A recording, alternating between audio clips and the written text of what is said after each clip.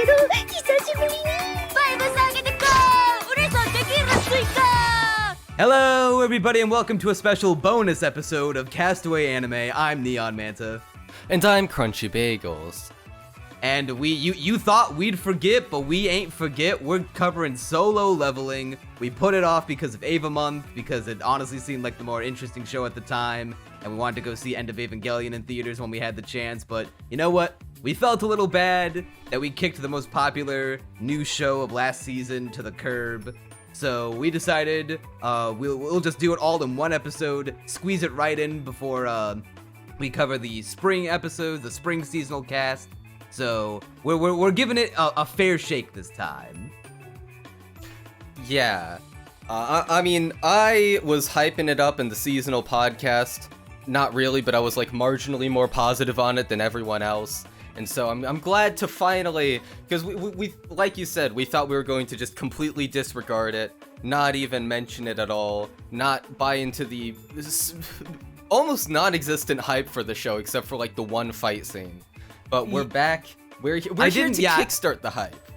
Yeah, I didn't see much discussion about the show, like, many episodes in. It wasn't until we were approaching the final few episodes, especially episode 11, is when I finally heard a grander conversation about it, outside of dedicated Isekai slash, game power fantasy genre or subgenre anime fans, who just like, overpowered protagonists and this kind of Sword Art Online-esque system. But so because of that, the real question. Oh, go on. I was just gonna say because like as you said in the winter cast, you were very the most positive of it between all the guests that were there, and I was just like, it's definitely more enjoyable and watchable than your typical isekai slop, but I didn't feel like it was so like, oh, this is gonna be peak, man. This is like, because when it comes to Manwha adaptations, we're batting a perfect 0. Tower of God, ass. It's shitty Hunter x Hunter. God of High School started good. It jumped the shark in one season, which is like in a Herculean feat, so it ended up trash. Noblesse, gay vampire shit, trash.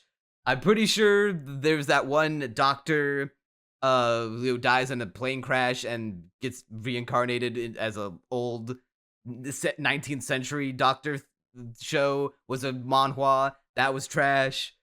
So far we're 0 for 4 or something like that. There might be more manhwa adaptations that cannot be bothered to think about because they were probably also trash. But I've heard everyone hype up Solo Leveling before it came out because, like, bro, like, if there was one manhwa you ever read, you gotta make it Solo Leveling.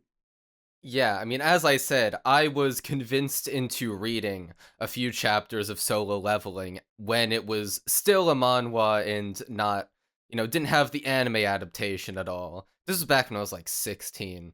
I remember not really liking the first few chapters, but we had already caught up to where I got to at the end of the first episode. So everything beyond that, completely new to me. Yeah, the only thing that I caught my interest from Solo Leveling before the anime came out, about the manhwa, was I really liked the art style.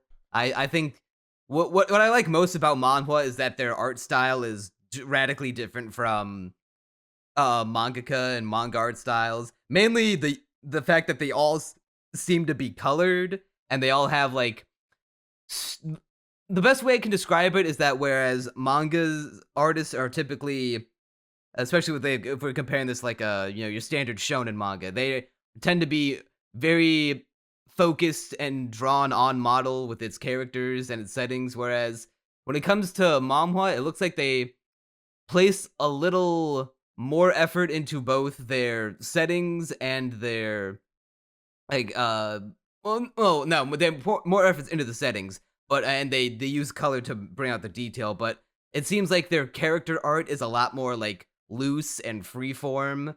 Like it's not like they're so horrendously off model that it's like you're looking at a blob or something, but it doesn't have that rigid structure that like a manga character has, if that makes sense. I'm picking up what you're putting down. I have not read enough manhwa to verify if I agree with you or not. I'm not gonna lie, the one manhwa I've read the most of is Sexercise, and that's a hentai. Well, there you go. You've outed yourself here. Well, but God of High School and Solo Leveling do have fantastic art styles in their manhwa, so I will say that.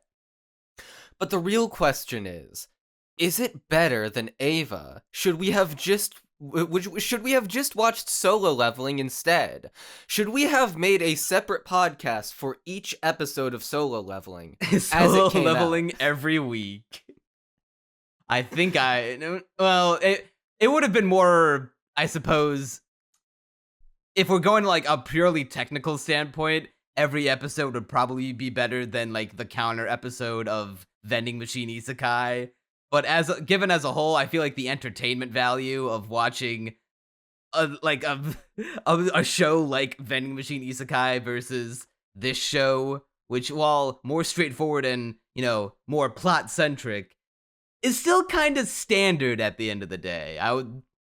I'm both not exactly jazzed that we ended up watching the whole thing, but I'm not like, oh my god, this is like the biggest waste of time ever. What a terrible show. I'm feeling like, and I don't want to, get all the people to leave immediately watching this, all the Solo Leveling fans, but it was kind of mid. The issue with Solo Leveling is that, like, it has a decent base, especially with its world. The world building does have moments of intrigue in it. And it looks okay for the most part. It's MAPPA. They've got some good animation cuts, although the compositing flounders often. No, this isn't MAPPA. This is A1. Oh, it's A1? Yeah. Oh, I thought it was MAPPA for some reason. Okay. Well, I don't blame you. MAPPA does do every anime. True. It seems like maybe every I just popular assumed anime. it because MAPPA is so omnipresent. So it's A1 doing it, which they're also like pretty solid in the visuals department generally, so still tracks. But the actual plot and characters are questionable, especially in like everything after episode 4, like save from a few moments, it just gets really bizarre in terms of the decisions they make and how they affect the narrative. We'll get into it in due time, but there are certain decisions that I'm not a fan of. Yeah, I feel like, to sum up my base feelings on Solo Leveling before we dive more into them, it's definitely better than your average typical isekai slop and shows of its nature. Wow, what a high bar. Yeah, exactly. Wow. That's what I was immediately about to follow up with. Like, but that's not a high bar. It's like comparing. I don't want to be, too mean, but I'm just, free balling it off the top of the dome. It's like comparing liquid, like, diarrhea shit to, like, a healthy, solid poop.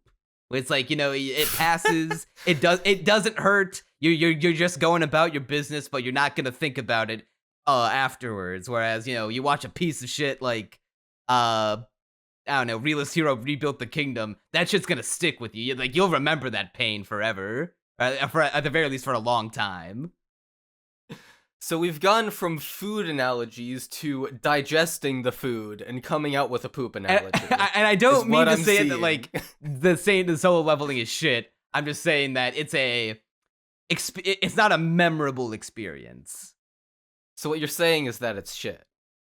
No, it's mid. It's mid. It is mid. It is very mid. Yeah, so I guess we should, now that we've already condemned ourselves to damnation by the Solo Leveling fans, we might as well attempt to explain ourselves. So we'll go off with where we left off from episode 1 from the seasonal cast. Yeah, so at the end of episode 1, we were getting wrecked by all these statues, and we're, fighting off, but people are dying. It's rough. No one's ever going to be able to forget this moment. They have PTSD forever. Yeah, if they even the survive. Girl. She just straight up like, no, fuck this. I'm out. I never want to be a hunter again. Yeah, it's rough. But eventually, Jin-woo, he realizes there are rules in order to survive this encounter. Alright, so to survive the statues, you first have to revere God, you have to praise God, and you have to prove your faith to God. Because I guess they're, these holy deities or the products of them. And so they have to do they have to not get purged like the filthy atheists they are, is what I'm getting. They gotta make like Dark Souls. They gotta praise the sun. They gotta make sure they don't get raptured. Yeah, it's weird that they bring up God though, because I'm pretty sure, correct me if I'm wrong. They like when if they're referring to like biblical God, like Christianity God, I don't think that ever comes back up again. Because like it seems like they make up their own deities, their own like mythology as the show goes on. They never really reference God again. Yeah, well, I assume it's referring to like the gods that. What I can only imagine, and we haven't really gotten into this yet, is that the gods have something to do with the dungeons themselves. That maybe they were created by a god, and these statues are the dungeons at large are most likely the product of some god, and that is what these statues are referring to. And so, in order to pass the dungeon, you must, make sure you're one of us, right? You must make sure you praise the god that created this here dungeon. So anyway, Jin-woo pulls out his trusty Bible. I'm kidding. No, but they actually scream in terror. They have a holy sermon, right? In God. It is Quick, Easter. Get on your knees. It is Easter when we're recording this, so True. So it wouldn't be entirely out of. I mean, assuming it's Easter there, which it is not. But yeah. So with the power of the Holy Spirit and compelling them, just kidding. Most of them get fucked up, especially Jin-woo, who bless his heart, try as he might, he just kind of gets shit stomped and seemingly dies? ? Or did he? He's the main character, so he pulls an Eren and wakes up in the hospital. Or I guess Eren didn't wake up in a hospital, but he revives, is what I'm getting at. Right? Yeah. So it's been 3 days since he fell asleep, and he's like, "Is this a dream? Am I? Did that even happen? Am I schizophrenic? Do I need to take my pills?" No, he does not need to take his pills. That comes later.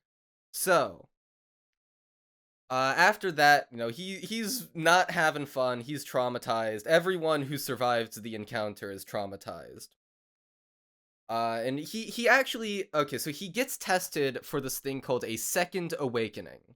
And what a second awakening is basically, if you die, there's like a 1 in a million chance, like a shiny Pokemon, that you come back to life. And you're basically super duper uber strong.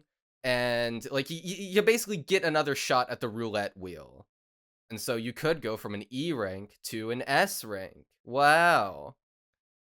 But no, that didn't happen to him. His pregnancy test comes back negative. And so he is not the father. And then he's celebrated on the Maury show.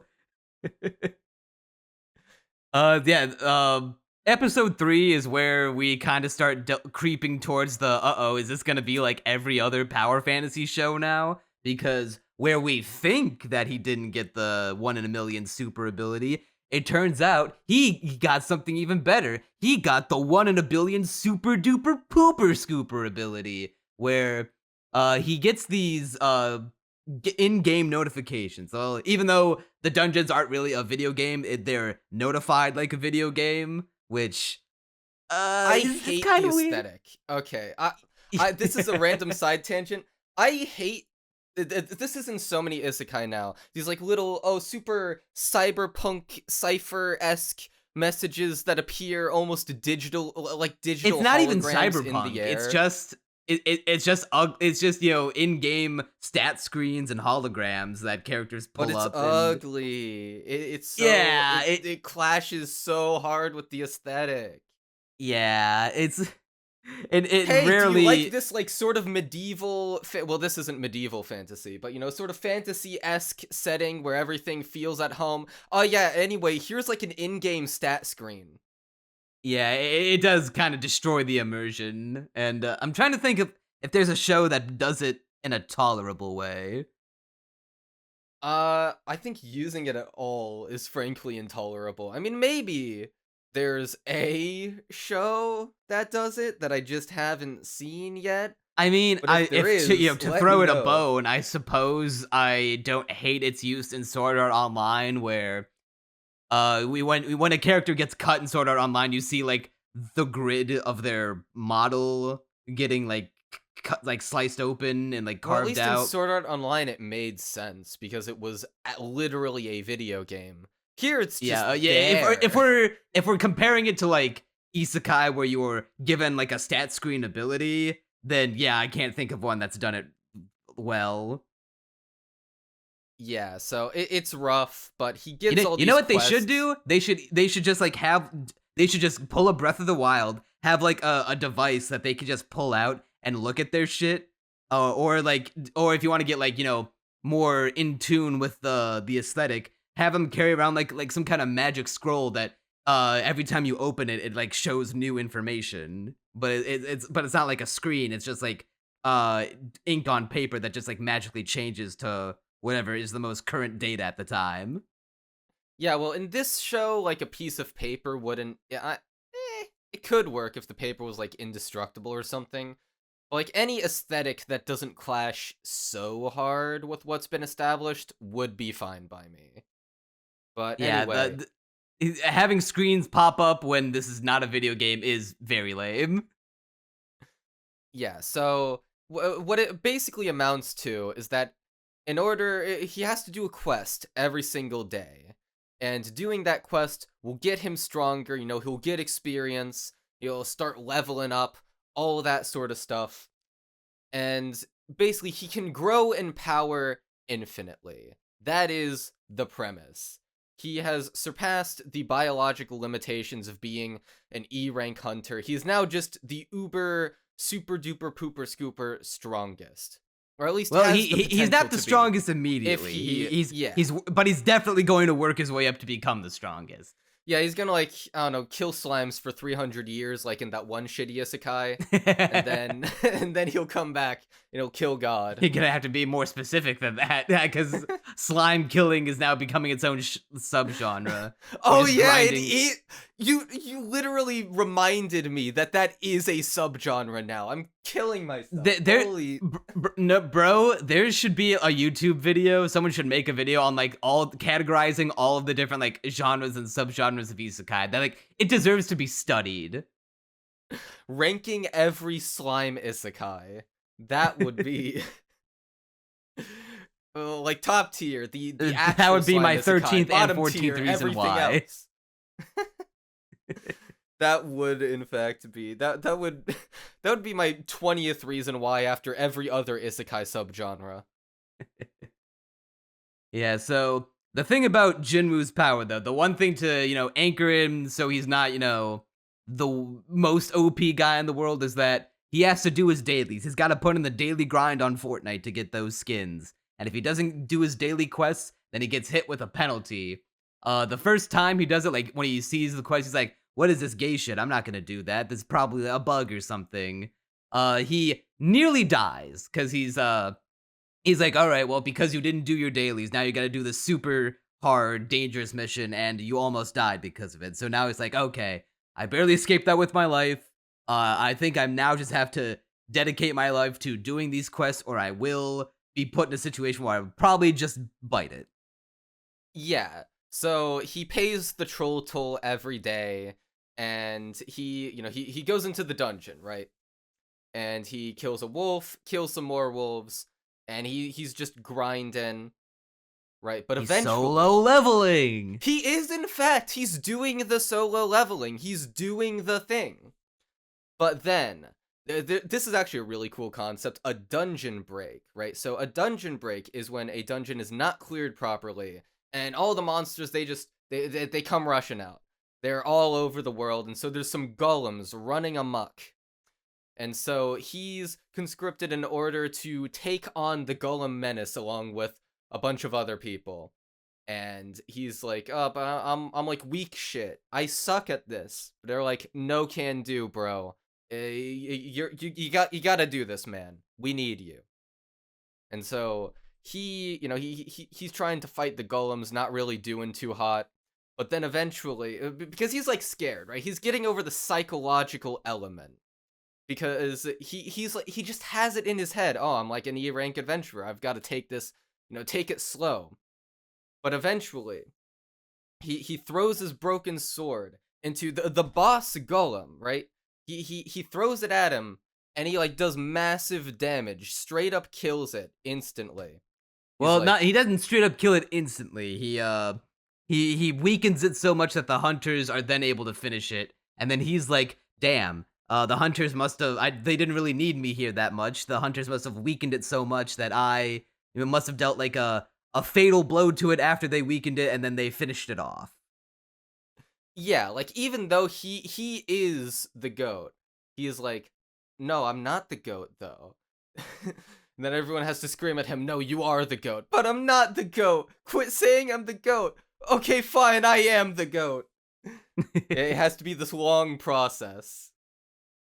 And so, yeah, I guess that is the primary difference between this and other isekai, which is that in the first episode of most well, this isn't an isekai, by the way. I'm not saying it is, but it feels in like most one. power fantasy isekai is one of emphasis on the power fantasy. Right? Yeah. They're like, "Oh, I have the cheat skill. I am the strongest." But with this show, it sort of edges you into it, right? You sort of slowly drift into the sense of things, which is admittedly better pacing than most of them. It doesn't deflate all tension right away. It just does it throughout most of the show. Yeah, it's like it's a slow burn, and you don't feel like you want to kill yourself, watching it episode to episode, but as you go throughout the show, you kind of get this sinking feeling that, I feel like this concept is not going to be explored in an interesting way, and we're just going to devolve into the typical stuff that a, power fantasy show like this typically gets into, but maybe with like a nicer coat of paint. Like, the easily the best part about this whole show is the music, because Hiroyuki Sawano is a god. He is, in fact, the GOAT. He did, God, what other shows did he do? I'm pretty sure... Didn't he do Madoka Magica? I'd have to check that again. I don't think he did Madoka, but he did Attack on Titan. He did... Oh, yeah, no, I think I'm thinking of another guy who did Madoka. Yeah, he did Ald Noah Zero, he did Gundam Unicorn, and he did Kill la Kill. Oh, wait, no. Okay, yeah, he did do Madoka then, because I know I was thinking Madoka and Kill la Kill in my head. And hold on, let me check. What year did Madoka come out? Like 2011. I'm pretty sure. 2011. I don't see Madoka. I'm on his Wikipedia page right now. I do not see Madoka anywhere. Really? Okay, hold on. Let me look. I'm looking at 2011 right now. Blue Exorcist, Sengoku Basara, Guilty Crown. Here, I might have gotten the date wrong. No, I did not get the date wrong. It is 2011. And who did? Yeah, he also did Promare, which also fucks. Okay, well, I'll figure this out some other time. We're supposed to be talking about fucking solo leveling. Yeah, right? So... Oh, no, it was Yuki Kajiura that did Madoka. Okay, that's who I was thinking of. Okay. So back to solo leveling. So, now that he's gotten in with the hunters, at least he thinks so. He's gotten the attention of some of the hunters. It's like, what the fuck? Jin-woo, he used to be this E-rank bitch boy. He used to be like the weakest hunter. That's what we called him, the weak little beta bitch boy. But now he's like doing shit, when before he was doing no shit. After he died, like, did he get the second awakening, or is he like cheating or something? So he gets the attention. Yeah, is he goated on the sticks? Do it clap? So in order to find out if it do indeed clap, he shacks up with this group of D rank hunters, and they go into the dungeon. And he ditches his solo leveling and he parties up, because now he's like, okay, I feel like I've gotten strong enough to a point where I can now be useful to a team again. I don't have to be by myself anymore, and I feel like I can now do my solo daily quests with a team now. I can like do both at once because I'm capable now. So he shacks up with these human D rank guys, and he's like, okay, you know what? I'm actually contributing. I'm doing good now. I feel like for the first time ever, I'm not a nuisance. I'm not a burden. I'm actually good. I'm finally part of a team. It's like Guts from Berserk joining the Band of the Hawk and like feeling a sense of camaraderie and friendship. It's right up there. Not really, but it's like that. It's as good as Berserk, if not better. But then, bad news happens when it turns out that these hunters don't have his best interests in mind, and they think he's actually some cheating piece of shit, and he's trying to like game the system somehow in order to work his way up. And like, all right, Jin-woo, here's the deal. You're not gonna stage us up because you're doing something, fucky, and you're gonna take all of our sweet dungeon rewards and money right out from under our nose. So, you gots to go, my friend. I'm sorry. And they trap him in this like spider boss dungeon. They trigger the boss and they like, seal the door behind him. It's like, bye, Jin-woo. See you in hell.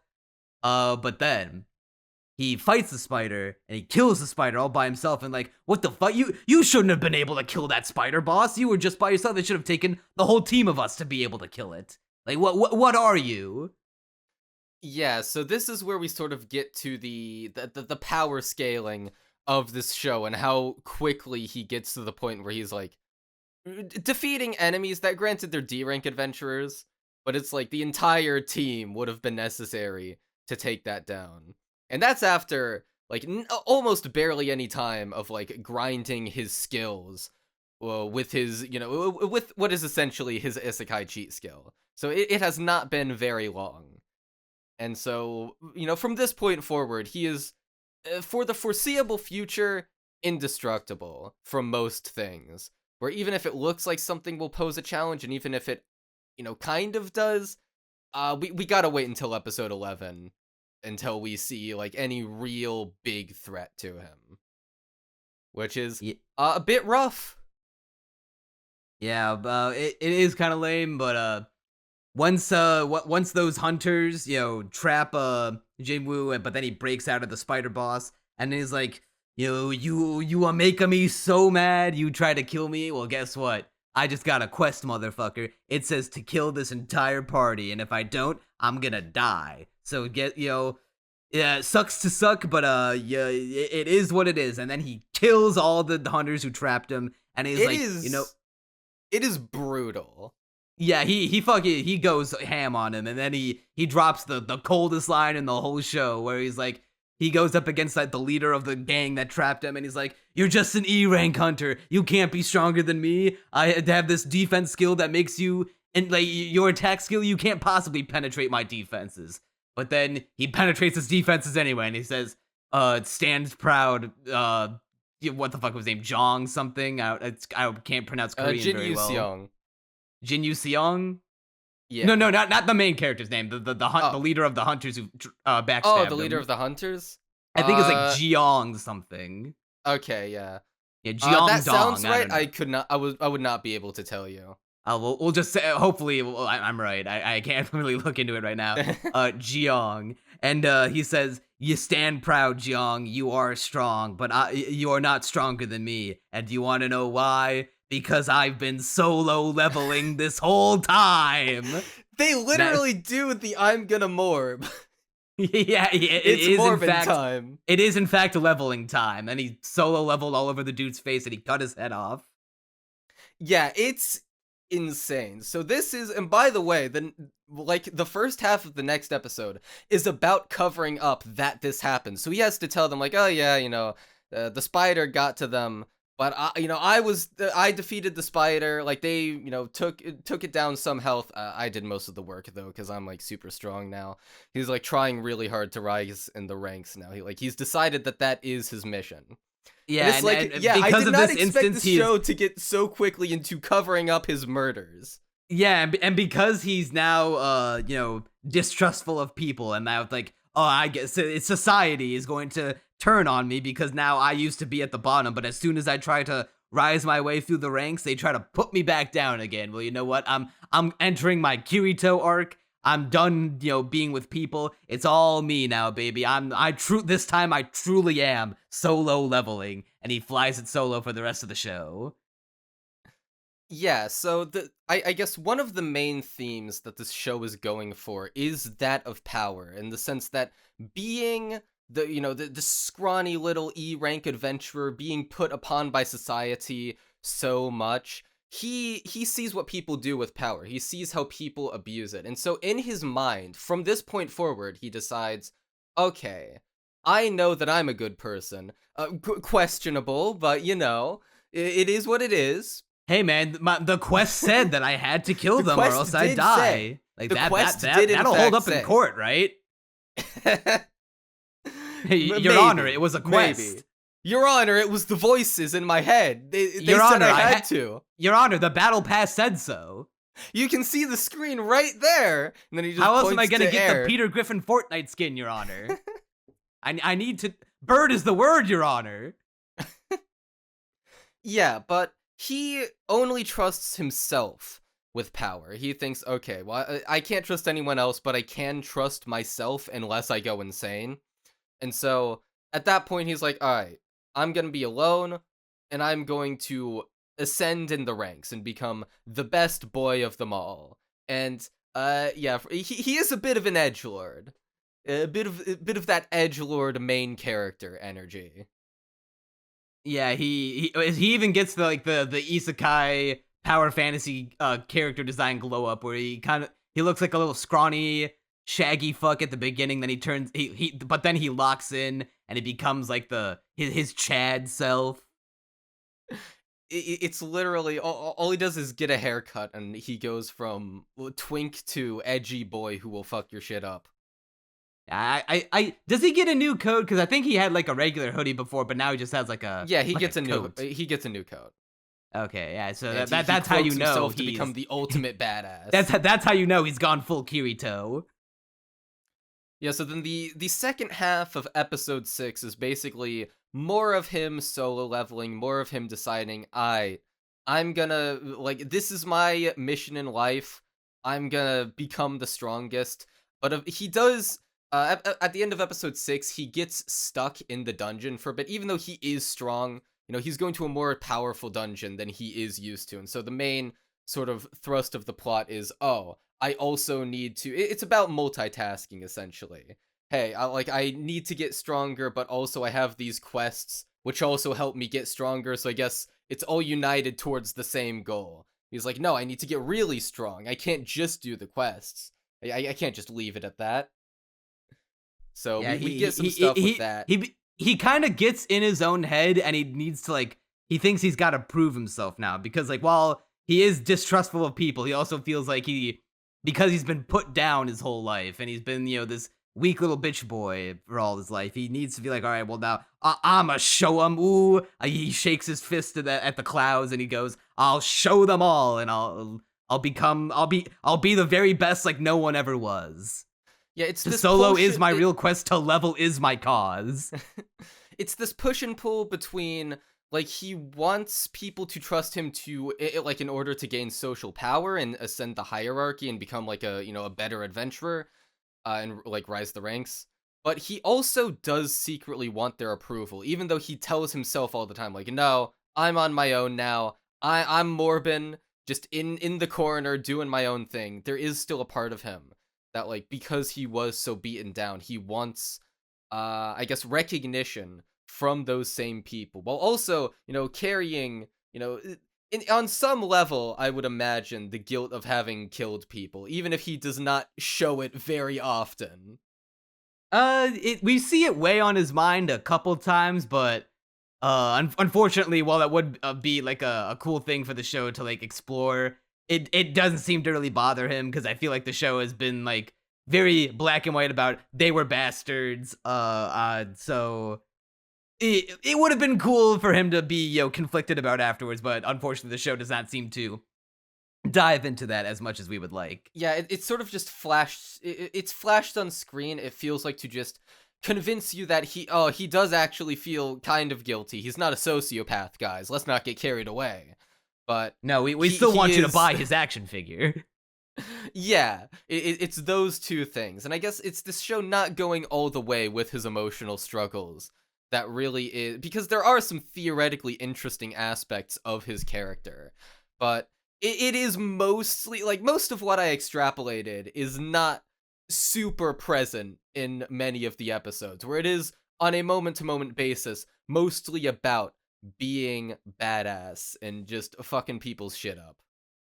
Yeah, so for these next couple episodes, I feel like we're now entering that power fantasy like slog where it's like, oh, okay, now the thing that made solo leveling, somewhat unique is now kind of gone, and now we're just kind of going through the motions of your typical power fantasy shit. He's fighting monsters in a dungeon. He's doing like different quests, but they're all would end up the same of fight monsters, get gear, fight a boss, he doesn't struggle. Like when he fights the three-headed Cerberus dog, he like barely struggles a little bit, but then he just kills it when he figures out the weakness. Like it wasn't even that he was like struggling to fight it. Like the only struggle he had was that every time he fought it, it would just get right back up. He's like, well, how the fuck do I kill it? But it never like posed a challenge to him outside of that. Yeah, and it's a combination of two things. One, the visuals are also degrading because it's like, oh, these aren't the episodes that are like the biggest deal, and so you can see some of the jank background. So there's like a couple shots of, like you said, the Cerberus. There are some shots where the Cerberus is in CG, and also because he's partying with people a lot of the time in order to rise the ranks. It's like, how many times do we need to see all the Lobies die before it's like just him and a few other people? And it's like constantly. Well, that was only the one. There. That was only the one other time. Like after the Cerberus, that he's like completely on his own. Yeah, well, he in his mind he's on his own, but it's like he still does need to rise in the ranks, and so he does occasionally like, hey, I'll party with you just to get higher in ranks, but in his head he's like, but I'm on my own. I well, he really only does that the one. Yeah, like he really only does that the one time after the whole backstep thing, when the blonde girl, the blonde S rank hunter from episode 1 gets reintroduced, the one with the baseball cap. Fuck, what was her name? Shit, how I would not how be am I able to forgetting tell this? you. Oh my fuck. Okay, you hold think on. I remember the names in this show? Well, see, I don't want. Okay, this is a more definitely a me problem. I won't levy this against the show too hard. Korean names are hard to memorize, dude. I don't mean to come off as a Yankee white guy. Like I had this problem watching Parasite in theaters. It's the hyphens, man. It's the how their names are technically 2 words that fuck me up. Well, good news for me. I am always bad at remembering names, so this is nothing new. It's like, and I once again, definitely a me problem. Definitely a Yankee white boy ass problem. But they also sound like they have the same syllables, like Jin and Kim and Park and Kang and Woo and he. It's all like different combinations of like the same 12 syllables. All right, I'm looking through the Annie list page. I'm looking into the code to see if I can find her. That's not her. That none of these are her. Where the fuck is she? The blonde S rank. Okay, I found it. Her name is Hae-in. All right, yeah. So Hae-in, and yeah, he does. She gets reintroduced in this episode. And I'm sorry. I thought it sounded like you had had another thing to say about her, but okay, I guess I'll pick up from here. So yeah, Sure. She gets reintroduced, and he's like he rather catches her eye because she, as an S rank hunter, one of the strongest in the world, she takes notice of this E rank who used to be at the bottom of the barrel, but now he's like doing D rank and even C rank missions that should be above his pay grade. And he's doing them, and he's doing them well, sometimes even by himself, which he tries to some of those to put under wraps to keep out of the public eye, but you can't hide from an S ranker, especially with moves like her. So she approaches him, and she's like, "Hey, you seem to be like doing a lot for an E rank. How would you like to come on an S rank mission and get some S rank loot?" And so at first, he's distrustful because what the fuck is an S rank doing with, beta bitch boy like me? Even if he is, a killer at this point and he's distrustful of people, he's like doubly distrustful because, if these D rank douches are trying to put one over on him. Is an S rank gonna keep him down, like put the heel down on him? But at the same time, he's like, oh, but my sister is still in the hospital, so and because this is an S rank mission, there could be a chance to get S rank awards, which would really help towards healing my sister. So, I got my eye on you, bitch, but you know what? Well, let's do it. Yeah, and so they party together, and it's more of the usual fluff. It's a bit more challenging, but at this point, like I said, the power scaling, it goes crazy. So it like pretends to be challenging. It's not that big of a challenge to him. And yeah, the visuals are kind of ugly in this episode. That brings us all the way to which episode was that? Oh god, I want to say that eight was or episode 9 about that was there. episode 8. Okay. Yeah, so episode 9 then. We're still sort of in Isekai Power Fantasy Slogtown. He's doing more of the missions, but now he's like, okay, I'm confident in S rank dungeons, like S and A rank, because he's still, once again, this show is about him perpetually doubting his abilities, even though the viewer knows that he's capable of more. And that's just kind of the name of the game for a while. And so he's still like, but, I did it with one other person. And so, maybe I should go to an A rank. But he decides, you know what? No, I need to get even stronger. I need to ascend the ranks, and I need to help my sister in the hospital. I got a bunch of money for her that one time. I can get more of that sick loot, bro. And so he goes into an S rank dungeon, this time on his own. It is crazy. But yeah, it's actually not that crazy. It's more of the same. Yeah, he is able to fight a bunch of the monsters. The most interesting thing that happens in episode 9 is when for the first time, he's not fighting a monster, he's fighting the dungeon itself. He gets Zelda Lost Woods and realizes that, sometimes raw power isn't gonna cut it. Sometimes it's about using the old noggin. And then once he figures out the trick of the dungeon and the labyrinth, he's able to clear it. And he realizes that, oh, okay, sometimes I can't just jam my dagger into something's throat and kill it. Sometimes I gotta. That's not what being S rank hunter is all about. It's about being smart as well as strong. Yeah, and there's a bunch of crazy enemies in this dungeon. There's like this spider enemy with poison that can melt metal, and so he is very. It doesn't want to put his sword anywhere near it in case it breaks, but he's also so good at hand-to-hand combat at this point that it's like it barely even matters. He can throw hands. That's another thing we didn't even mention. This guy is at some points, his sword is more of a handicap than it is helpful, because he's that leads so into some of the strong at this bullshit point. of the powers that he gets, because we didn't really discuss the benefits of it outside of generalities, but the rewards that he gets from doing his daily grind Fortnite quests is that he gets new inventory items, like he gets his special dagger that is super durable, and he also gets new abilities that boosts up his defense, his passives, his actives, his stats, his offensive powers. It gives him martial arts abilities. This is when it becomes most reminiscent of your basic power fantasy schlock. Yeah, there's one that gives him a super jump ability, so he just literally there's this big cliff in the dungeon.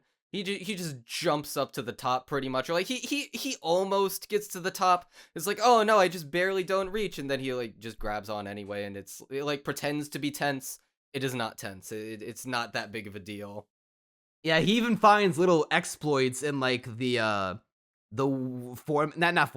structure of certain dungeons, where he sees little inaccuracies of the enemy's movements when they're moving throughout the layout of this one castle that he's in. At one point he sees a bunch of knights coming down a flight of stairs, except they seem to be coming down the stairs faster than they realistically should. They almost seem to be teleporting in a way. And so when he goes near the stairs, he feels this disturbance in the air, kind of. And he's like, okay, something's definitely wrong here. It's when you're in like a video game area and like you get like this audio cue or like something that lets you know something's out of the blue, it's like, okay, something's up here. So after fighting around in that area to see like where exactly the little disturbances in the air are occurring, he realized that like, oh my god, it's like these individual like random steps on the staircase. They're like act as like little like warp points kind of that lets you teleport between them. So in admittedly one of the coolest and funniest moments in the whole show, he does like a backflip kind of. He kind of like jumps backwards, lands on the step, like he makes mental notes of where each little warp point step is, and then he when he's fighting the guys, he like fights them, jumps back, and then he's able to circumvent this entire wave of enemies by almost Mario 64 backwards long jumping up the staircase. So after a certain point, when he's reached every single step in like a fast enough speed, he just kind of goes pew, pew, pew, pew, pew, pew, pew, and like, you know, backwards long jumps all the way to the top of the staircase and is able to avoid all the enemies. Yeah, it is both awesome and hilarious. Like, it is legitimately great choreography, some of the best in the entire show. And that is like an interesting moment. But there are also, like, I mean, like we were saying, some less interesting, more busted powers. Or, you know, sometimes it's sort of implied near this point in the show that it's like his distrust for he's starting to get like edgy boy powers, you know, like the shadow powers almost. It's like sort of implied, I guess, to be edgy boy powers, and we don't get too much elaboration on them yet. But it could go in some very horrible directions. I'm hoping it doesn't go in them. The powers in this show are just fugged, man. Oh my fucking god! You speaking of like horrible powers. Episode 10. Oh my god! I have not been this angry at an anime in like a hot minute. Episode 10 jumps the shark completely. Episode 10 fucking sucks. Like, oh my god! Like, all right, what was your like emotional reaction? Now, don't even talk about what happened. What was like your emotional reaction like from the beginning to the end of the episode? Ah! Exactly. Like, I couldn't have put it better myself, Crunchy. I might have to put in a volume warning when I listen back to this. You know what? I don't really even want to talk about it. You know what? I don't even want to talk about this episode. It makes me so mad. I don't even want to talk about. Let's talk about episode 11. Yeah. Okay. I think that's good. I feel like you said it. About you said episode it all. 10 is that soundbite. Yeah. So now this is the big one where like people were like coming out of the woodwork and glazing Solo Leveling. Like, bro, you gotta watch Solo Leveling for this episode alone. And it is the best one of the show, to their credit. It's not particularly outstanding. Like, they definitely overhyped the fuck out of it, but it was it's the most fun episode of the show. Yeah, so episode 10, it's mostly known for that fight with, I'm pretty sure, it was Ignis, right? No, 11, and yes. 11, yeah. Sorry, we don't talk about episode 10, remember? Yeah, okay. So episode 11, yeah, he fights Ignis, the red armor dude, and some people have even been calling this the best fight of perhaps even the year. Those people are insane. It's and very not early to to call it that. Yeah, it's early, and those people are not to be trusted. Because literally, watch Dungeon Meshi, my guy. Undine fight watch is better. Frieren, my guy. Also watch that. I mean, I haven't even seen past episode 10 of Dungeon Meshi, and I already know the dragon fight is going to be better than this. Like, I don't even have to watch it to know that it's better than this. But it's still a good fight. You know, it's still got some cool animation. It suffers from the show's sort of flat directing in a lot of scenes, but the actual choreography is good, and the animation and all that. You know, it's a serviceable fight, and it does carry the tension well. It's no JJK, you know, we're not reaching peak levels of choreography with like stuff like Yuji versus Chozo. A lot of the directing, like you said, is very flat, while the choreography and the character animation is Above average. Once again, not reaching Mappa levels, but there was a particularly good bit of hand-to-hand choreography between Jin-woo and the boss. Yeah, and the emotional context of the fight is essentially, okay, this is the first opponent that challenges Jin-yu.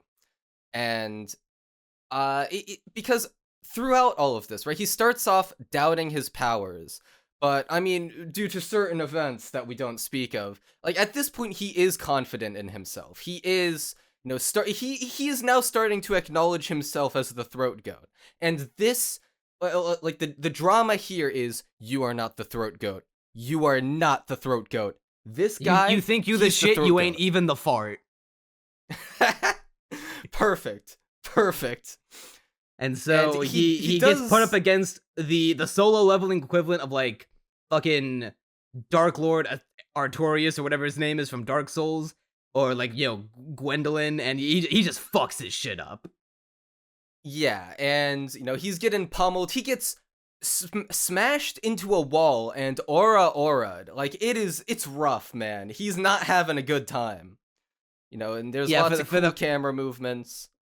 For the first time ever, he's like, scared because like, what the fuck? Like this hasn't like been happened before. I've never had to like try up until this point.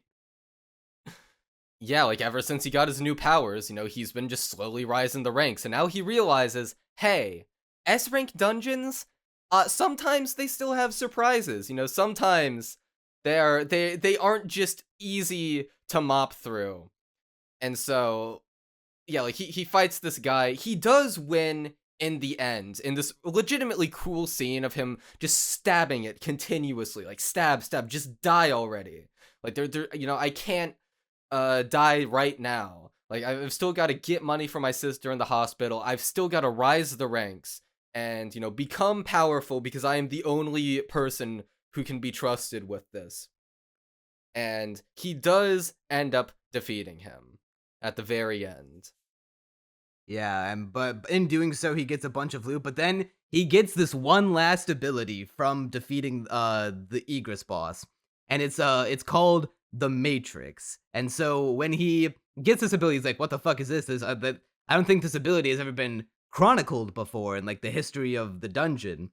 So when he activates it, it leads into a cliffhanger where he pulls apart the dungeon, and we realize that the dungeon is not actually like a separate, magical dimension like we thought we was initially, but in reality, it's actually, more akin to a video game than we thought. It's more of like, it's less accurately a video game, but more of like a digital world, kind of like Digimon, kind of, but except like it is a man-made digital world, except it's also made by some of these like deities like we referred to way back earlier within the mythology of the show. It's not Christianity god. They do have their own like deities, but like for somehow these humans and these deities work together to create this semi-magical digital world that now, with this Matrix ability, he has gotten access to it. He's found like a hole in the Matrix. He's found a glitch in the Matrix, and now he's taken the red pill, and now he's like accessed the inner workings of the digital world, which leads into the final episode of the season, episode 12. Yeah, so episode 12 is it's something else, man. It's something else. It goes full crazy mode. It doesn't jump the shark quite as much as episode 10, like, but it's not quite that bad. It was surprised. I was definitely surprised. Yeah, I mean, it's surprising, but is it a good surprise? Is the issue? Do these twists? I'm gonna be honest. really I wasn't further expecting the plot? Pomni from Amazing Digital Circus to show up. I was not expecting that at all. Yeah, so Pomni Digital Circus, of all characters, and mind you, like this manhwa, okay, this has to have been made like this years. There's no way literally this is years canon. before, almost a decade, not quite, but nearly. Yeah, I mean, like, I can only assume it's not in the manhwa, but maybe it is. Maybe Amazing Digital Circus just copied this which would be I really want to lame. say that it was the A1 Pictures decision. I want to say that this is a inspired choice for the adaptation. Well, inspired. Maybe it's like advertising for Amazing Digital Circus. Like maybe Glitch paid the studio to do this, or who knows? Maybe it's the other way around. Maybe A1 Pictures paid Glitch in order to be able to use their character. But either way, like it is essentially identical in concept to the Amazing Digital Circus, barring a lot of outside factors. But essentially, this is the rub. The dungeons themselves are a sort of digital simulation of an isekai power fantasy, and it is like we don't yet know what the purpose is, but for some reason they are continually basically continually enacting a power fantasy, and there's always one chosen one who is there to defeat all the monsters and be the strongest and eventually make it to the top, so that they can essentially rule the simulation, which is a sort of meta take on the isekai genre, which I do like how meta it is. I do like how it is trying to do something new, how it's working with the meta of power fantasy stories in order to be like, hey, this was set up from the beginning. It's essentially saying the author predetermined this event. We gave you the powers so that you could enact this story, and there is little purpose outside of that.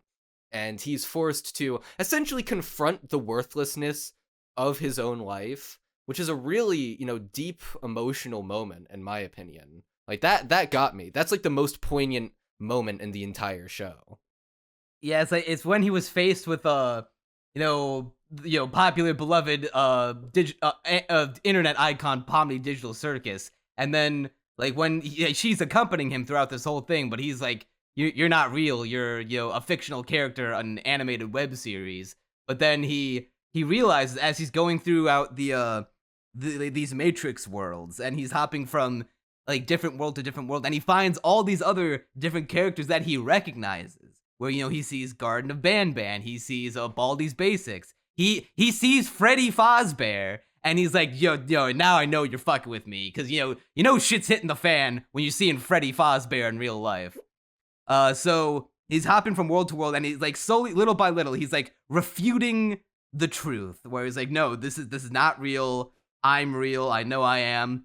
But then when he gets to like the final world before he gets like the master control room of the whole like digital world, he realizes that like he is now back in episode 1, and he's like, he sees himself, and he sees himself enter the dungeon from the first episode, and like enter the little like double dungeon room where they all get fucked up, and he sees himself going through it all. And then when he sees the first time that he dies, we finally see what exactly happened to him.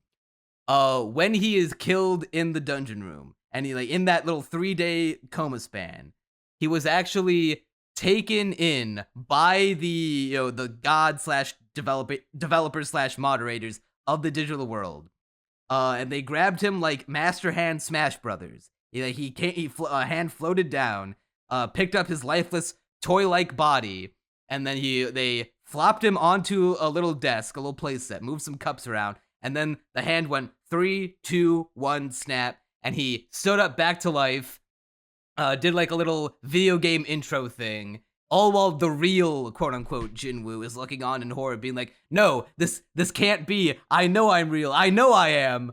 But then he sees the whole video game thing, and he sees all like the marketing for the Manwha, and he sees the animators at A1 make drawing and making the show that he is in. And then at this point his sanity is like fully broken. He's like, oh my god, I'm not real. And he's like thrust in front of the gods / developers / moderators of this whole digital world. And he prostrates himself before them. And then he's like, Jin-woo, you stand before you have learned the terrible truth. Yeah, and so fitting with this show's theme of power, and it's a very meta take on the genre, as we have seen in this episode, he is given a choice. you can become, because the current gods of this world are extremely bored, Pomni Digital Circus, she ain't having it no more, she beat the Digital Circus and came out on top as the god, but she don't want to do it no more. She's like, I'm offering you a choice. You can become the god of this world, knowing the futility of it all. You can essentially get the ultimate power in this world and rule over the simulation and have power over it all. You can be the only one. Because it's essentially what he was going for this entire series. The biggest amount of power that he can get, because he cannot trust anyone else with it. And so this would be what he wants. Or you can go back to the simulation and work your ass off for this false sense of power. But you'll also know the truth, and you'll have to, face the futility of it all. And Jin-Yu says, neither of those choices work for me. I want the third choice, to forget that all of this happened. I want to go back to chasing this sense of power on my own. Because really, what is power without needing to work for it? And what is reality if we know it's all fake and all meaningless? And Pomni says, I can't do that for you, Jin-yu. You must go on knowing the truth, for you are the chosen one. You are given one of these two choices. What follows next, I will say it did kind of blow me away, although having seen a certain movie recently, I couldn't help but pick up some similarities in which, when the developers are like, all right, well, it's too, you can't escape Jin-woo, you can't escape your fate. But then he says, but you forgot one thing, one crucial important detail. I've been solo leveling this entire time. And so he pulls out his one last Matrix ability, and then he, with all the powers and all of the different worlds that he's been in, he pulls into all of the different power fantasy anime and manga and manhwa and light novel, all into their worlds. And he becomes this kind of Rey at the end of Evangelion giant Lilith thing, and he absorbs all of the metatextual conscious and unconsciousness, the work, the content of all of these works, and he absorbs into one super being where he takes in all of the schlock, all of the slop, and then he ascends to a higher plane of slop. He's achieved slop nirvana. And by doing this, he's created the most milquetoast, the boilerplate anime possible.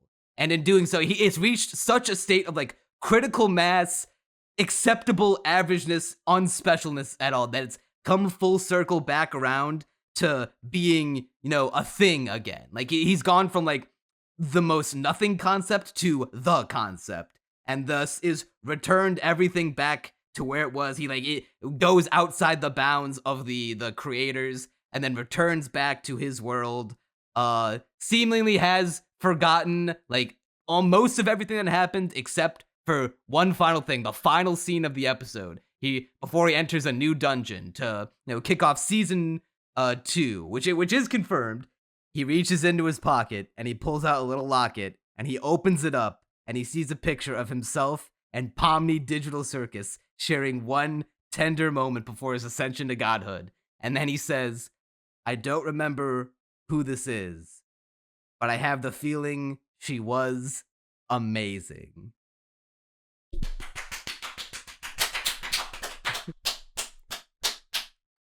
Yeah, it was reference. It was a highlight, but overall, the show kind of ended up mid.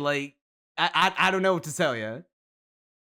The thing is, episode 12, very well could be anime original. I'm not entirely sure, but there's just this sinking sense that it won't mean anything. I mean, to be fair, we did see Garten of Banban in it's sort of this post-credits Easter egg where we see Garten of Banban in the solo leveling universe.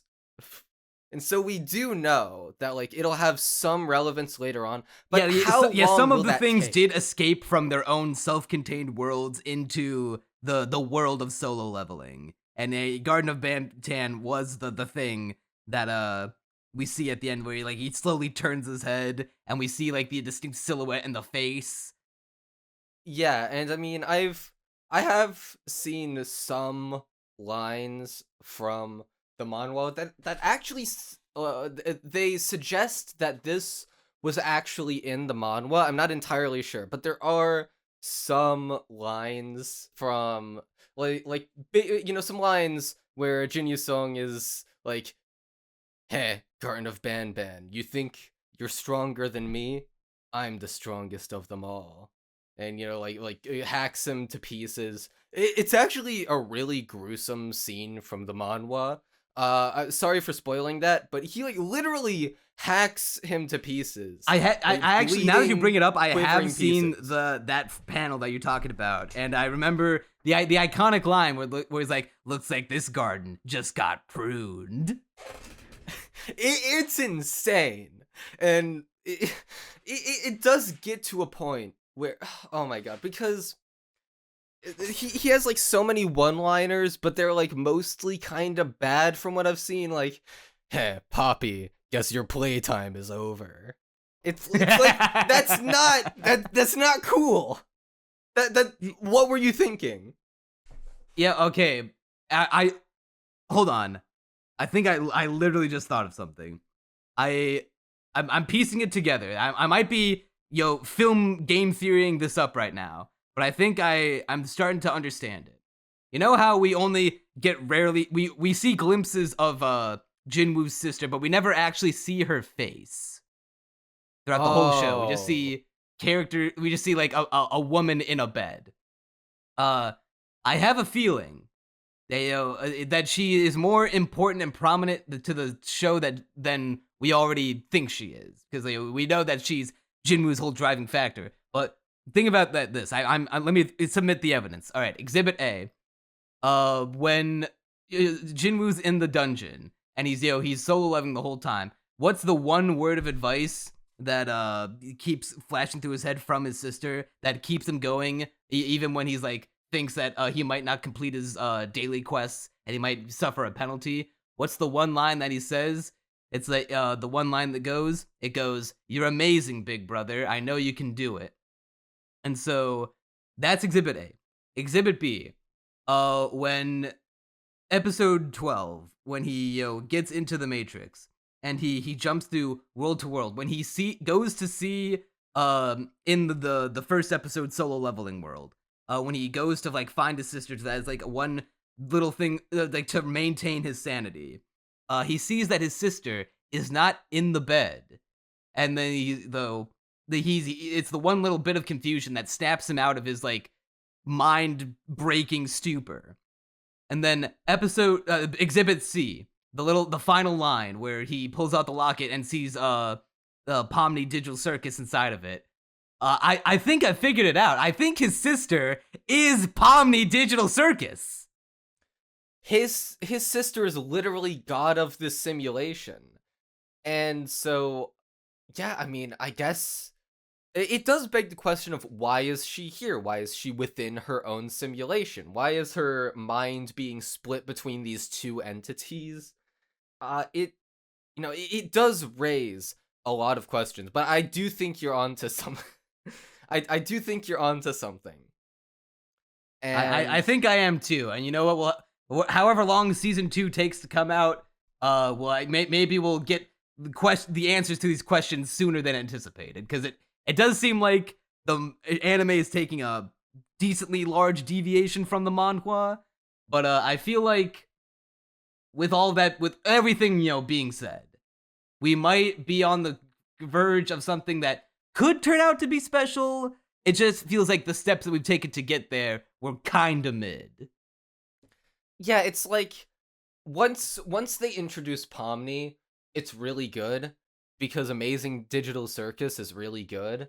But everything before that is just kind of like this meandering power fantasy. And don't even get me. I low-key wish she was part of the. I low-key wish she was part of the show sooner, dude. In that final episode when Jin-woo's about to get swarmed by all like the different monsters from the different shows, but then Pomni like steps forward dramatically and charges her Pomne Hameha and blasts them all away. I was like blown away. Yeah, it's like this really emotional moment, and then like we even get some of the other Digital Circus characters. Like they're sort of they're barely there, but we get flashes of like Ragatha and all of the other cast members. It's really great. It's like it feels like this team effort of the amazing Digital Circus crew. And that's really cool because I like amazing Digital Circus, but we just don't get enough of that, and the meta elements come in too late. Like when he sees all, well, like once again, It really does cool kind of feel like an segments. 11th hour ass pull, but for Yeah. the themes that it does explore throughout the season, I don't think it's quite a big jump. I mean, for God's sakes, it's not like it's episode 10, which ooh. Yeah. Yeah, I don't want don't get me don't started. mention, Don't get me don't started. mention. I won't. Yeah. Although I will say, it was quite hilarious to literally see the protagonist from How the Realist Hero Rebuilt the Kingdom. Just in one of these worlds, it was like seeing my worst nightmare in front of me in this. They wanted you to feel what Jin-woo was feeling. Sorry. Yeah, and so they put him there to just give you a sense of utter despair. Yeah, every copy of episode 12 of Solo Leveling is personalized. Yeah, I mean, that was like a really good touch. They even have some level of personalization, although not to the same extent on like streaming services and, piracy sites, but I'm not endorsing that, obviously. But even the piracy sites, like, collect like some of the different versions of the episodes that they can get their hands on, and they, so that you can get a range of boring isekai protagonists, because there's just so many that you can't fit them all into the one episode. So you sort of have a few versions of the episode that mix and match them so that you can it's kind of like Pokemon with like version exclusives. Yeah, and so you get the isekai protagonists that you hate the most. That's really exciting. Yeah, I mean, I've seen the Twitter compilations. It's quite the extensive list. You could fill out a Pokédex with these things. I'm pretty sure it's like almost every isekai, if not literally every single one. Yeah, they even got The Lion, the Witch, and the Wardrobe. They even had in there. ones from like later seasons of shows that are not even out yet, like later this year, which I guess is like pretty, commendable for you just coming out and saying, yeah, our shows these are going to be bad. Well, there's also like a lawsuit pending because they stole the Genga and character design materials in order to do that, but that's neither. It's worth it. It's worth it.